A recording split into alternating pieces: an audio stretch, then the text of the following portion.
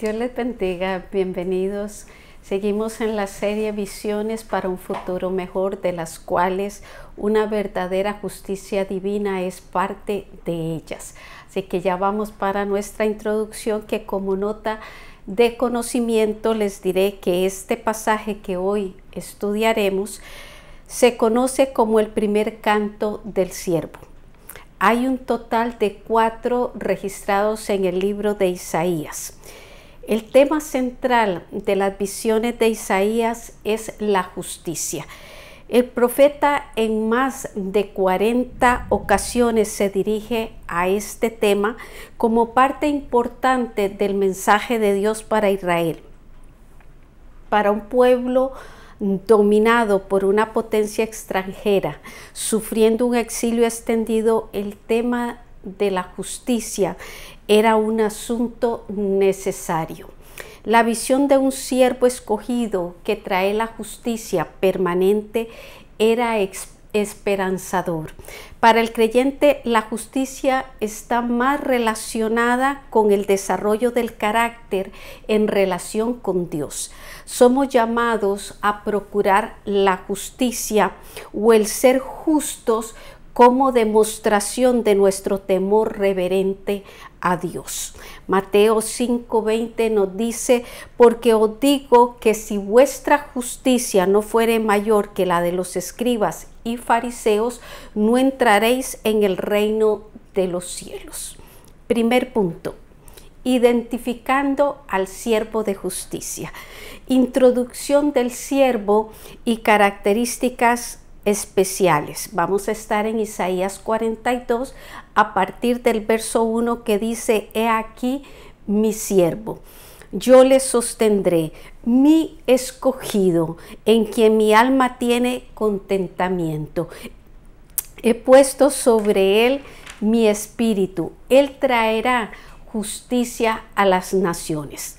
Las palabras de este texto guardan una estrecha relación con las de Mateo 3:17, que dice: hubo una voz de los cielos que decía: este es mi Hijo amado, en quien tengo complacencia. Esto ocurre en el bautismo de Jesús. Y cuando dice he aquí mi siervo, no es otra cosa que Dios introduciendo a su Hijo, como dice Hebreos 1:6. Y otra vez, cuando introduce al primogénito en el mundo, dice: adórenle todos los ángeles de Dios. Sin duda, estamos ante una revelación del Hijo de Dios en este verso 1, que también en Isaías, en este mismo verso, se nos dan 3 evidencias entre la relación de Dios y su siervo. Una es cuando dice mi escogido, refiriéndose a esa selección soberana de Dios. Y como tarea les digo que busquen la definición entre elección y selección para enriquecer más esto. Punto 2. Sobre él mi espíritu. Alguien que viene en el espíritu. 3. Traerá justicia a las naciones. Tiene una misión global asignada por el Padre.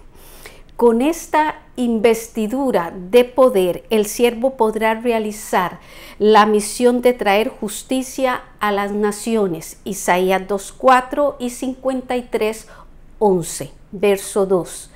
Dice que no gritará, ni alzará su voz, ni la hará oír en las calles. Este verso lo que nos está revelando es la naturaleza pacífica del siervo. Su marcha será con mansedumbre y humildad, invitando a todos los hombres a que aprendan de él estas cualidades.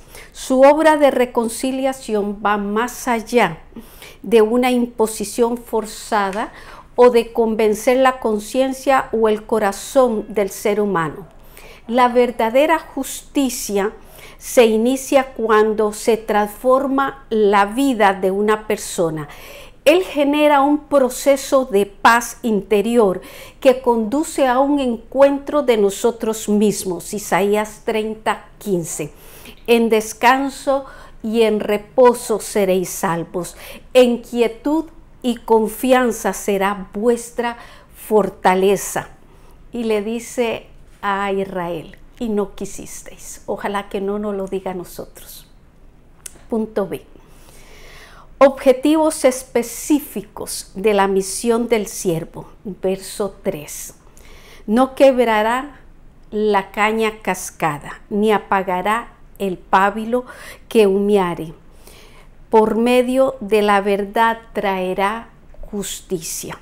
En este verso lo que estamos viendo es la sensibilidad del siervo de Cristo para apreciar, para valorar los primeros indicios de la gracia en sus corderos. Isaías 40:11. La caña frágil, agitada fácilmente por el viento, son aquellos débiles o oprimidos por alguna calamidad o por la culpa del pecado. Dice que no la quebrará, no la aplastará condenándola. Él la vendará. Él vendará a los quebrantados. Isaías 54 dice: Jehová el Señor me dio lengua de sabios para saber hablar palabras al cansado. Isaías 61:1 continúa: el Espíritu de Jehová, el Señor, está sobre mí, porque me ungió Jehová, me ha enviado a predicar buenas nuevas a los abatidos, a vendar a los quebrantados de corazón, a publicar libertad a los cautivos y a los presos, apertura de la cárcel. Y no se queda ahí, podemos ir todavía a Mateo 11:28, donde dice: venid a mí todos los que estáis trabajados y cargados, y yo os haré descansar. Continuamos con el verso 3, donde dice el pábilo. El pábilo es la mecha de la lámpara hecha de lino. El creyente es la lámpara, Mateo 5:15, y su conciencia, iluminada por el Espíritu Santo, es la mecha que humeare, que arde débil. Su llama no se ha extinguido por completo, y esto es bueno para la vida espiritual del creyente. Eso significa que hay esperanza. Cristo no solo no la apaga, sino que le quita el humo y le añade una nueva revelación cuando está en esas condiciones. En estas figuras no solo encontramos un mensaje alentador, sino una gran revelación, una gran relación con el Evangelio. Dice también que por medio de la verdad traerá justicia. La verdad posee en sí misma los elementos de la victoria sobre todas las fuerzas que se le oponen a la verdad. La verdad es la victoria de aquel que es la verdad. Juan 14:6. Recuerde cuando él dijo: yo soy el camino y la verdad y la vida, y nadie viene al Padre sino por mí. El que ha sido justificado por su fe en Jesucristo está llamado a vivir una vida justa, porque la gracia de Dios se ha manifestado para salvación a todos los hombres, enseñándonos que renunciando a la impiedad y a los deseos humanos, vivamos en este siglo sobria, justa y piadosamente, nos dice Tito 2 del 11 al 12. Primera de Juan dice del 3:7, hijitos, que nadie os engañe. El que hace justicia es justo como él es justo. Verso 4 de Isaías continúa: no se cansará ni desmayará hasta que establezca en la tierra justicia, y las costas esperarán su ley. Esta visión de un trato justo va acompañada de una acción incansable por establecer de parte del siervo la justicia entre los hombres. Jesús no desmayará en sus propósitos de gracia. Gloria sea a Él. Vamos hacia nuestra primera pregunta, que nos dice: las tres evidencias de la relación entre Dios y su siervo, ¿cuáles son? Punto 2. Definiendo la soberanía de Dios, la acción de Dios para hacer justicia. Seguimos en Isaías 42. Dice, Dios venía del punto pasado hablándole al pueblo, al Mesías, hablando del Mesías. Ahora del verso 5 al 7 le va a hablar directamente al siervo. Para enseñar a todo lo poderoso de Él y para respaldar, para sostener al Mesías en la obra que le fue asignada. Verso 5. Así dice Jehová Dios, el creador de los cielos y el que los despliega, el que extiende la tierra y sus productos, el que da aliento al pueblo que mora sobre ella y espíritu a los que por ella andan. Dios es el creador y sustentador de la humanidad. Es el que da vida a todos y hace a la tierra producir de acuerdo a su voluntad. Veamos tres principios divinos que nos recuerdan aquí. Una es que Él es el creador y diseñador del universo. 2. El que hace posible que los alimentos alcancen a todos. 3. Él es quien sostiene el aliento de vida en los seres humanos. Hechos 17, 24, 25. El Dios que hizo el mundo y todas las cosas que en él hay, siendo Señor del cielo y de la tierra, no habita en templos hechos por manos humanos, ni es honrado por manos de hombres, como si Él necesitara algo, pues Él es quien da a todo vida y aliento y todas las cosas. Él es supremo. Romanos 1:20, porque las cosas invisibles de Él, su eterno poder y deidad, se hacen claramente visibles desde la creación del mundo, siendo entendidas por medio de las cosas hechas, de modo que no tienen excusa. Es así como Dios a través del profeta nos está recordando su soberanía y expone su autoridad al llamar a quien Él quiere para que le sirva en su propósito.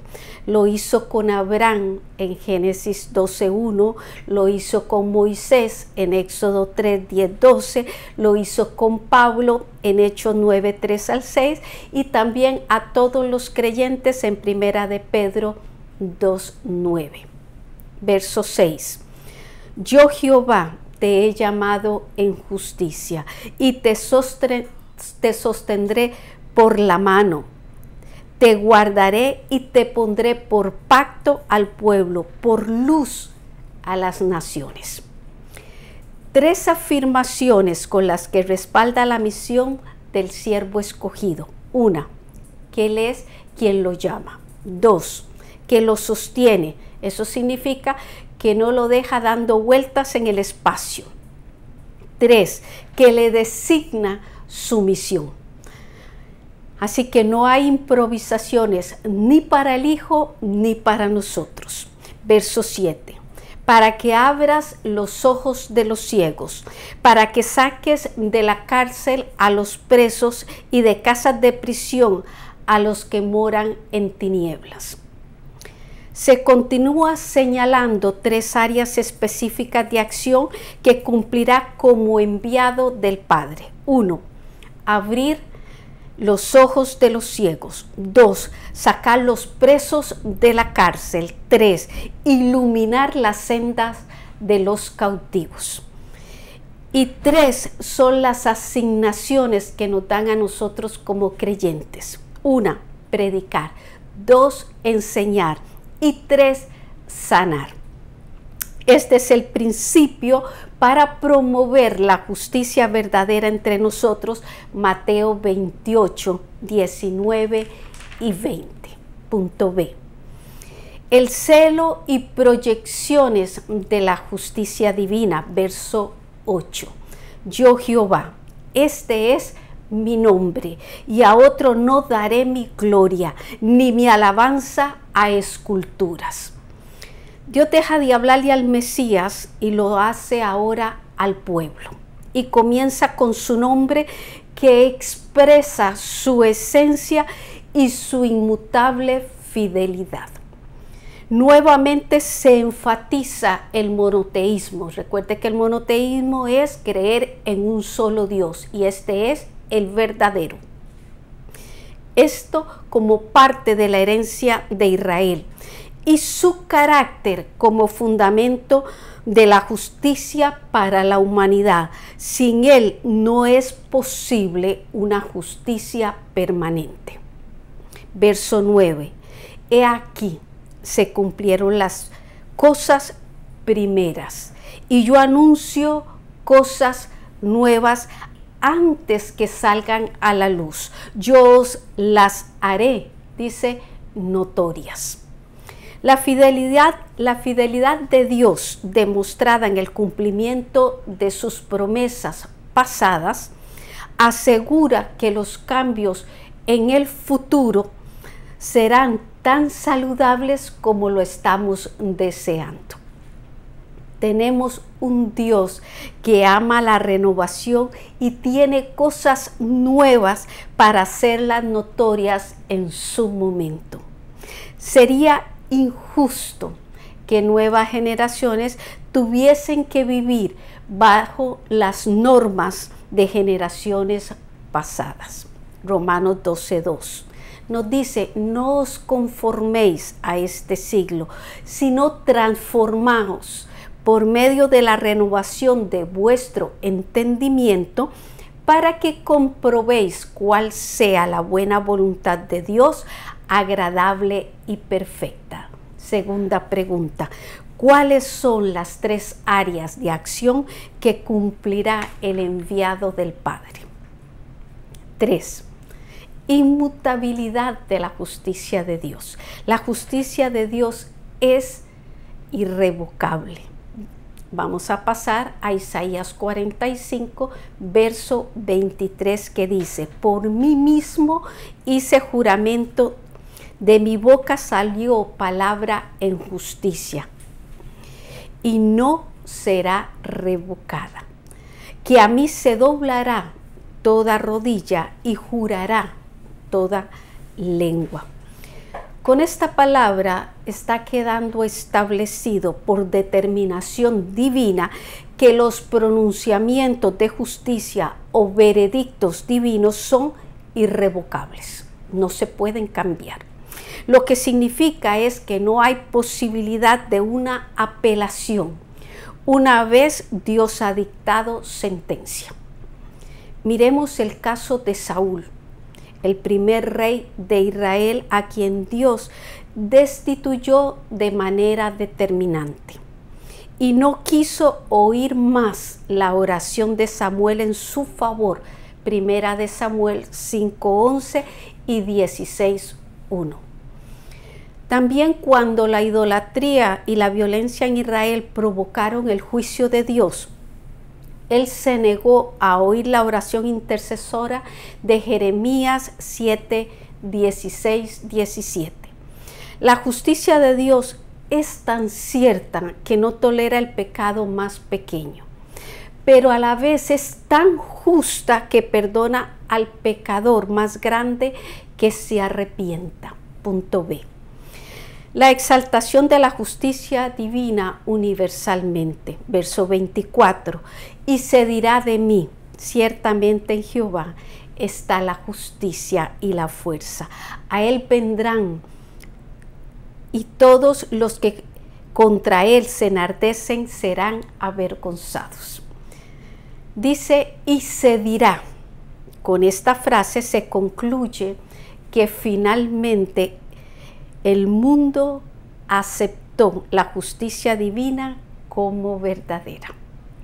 En el cumplimiento de esta visión, el siervo de Jehová, que trae justicia para todas las naciones, es vindicado por la gracia del Padre. Filipenses 2, del 9 al 11, dice: por lo cual Dios le exaltó hasta lo sumo y le dio un nombre, para que en el nombre de Jesús se doble toda rodilla de los que están en los cielos y en la tierra y debajo de la tierra, y toda lengua confiese que Jesús es el Señor, para gloria de Dios Padre.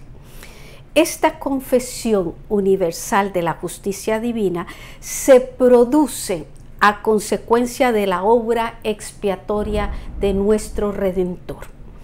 En el mundo oprimido por la injusticia y las desigualdades de la vida sin Dios y sin fe, finalmente mirará a Cristo, el justo, el siervo, exaltado por Dios, en quien todos pueden encontrar perdón, paz y justicia verdadera. La revelación de la justicia de Dios en Cristo cumplirá el propósito de atraer a la humanidad hacia Él. Juan 12, 32. Y yo, si fuere levantado de la tierra, a todos atraeré a mí mismo. Unos lo encontrarán para salvación, y los otros tropezarán en la roca que desecharon.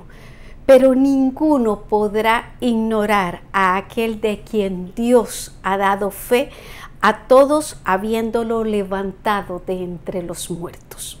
El Rey de Reyes y Señor de Señores juzgará al mundo con justicia, lo que no ha tenido el mundo desde que el pecado destruyó la comunión con Dios.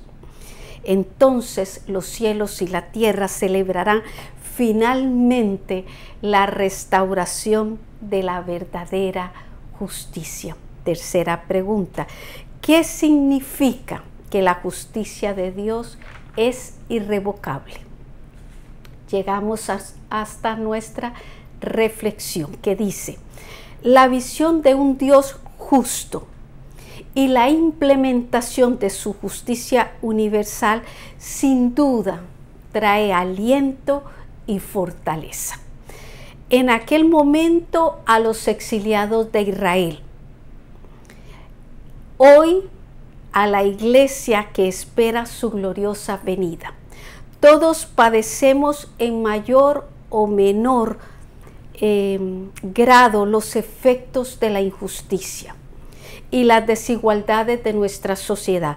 Pero mientras ese día llega, donde tendremos cielo nuevo y tierra nueva, debemos de esforzarnos para que en nuestra comunidad se generen decisiones justas, sin quebrar al débil o aplastar a los indecisos, como lo hizo nuestro Señor y Maestro, más bien iluminando y liberando a los cautivos por el pecado.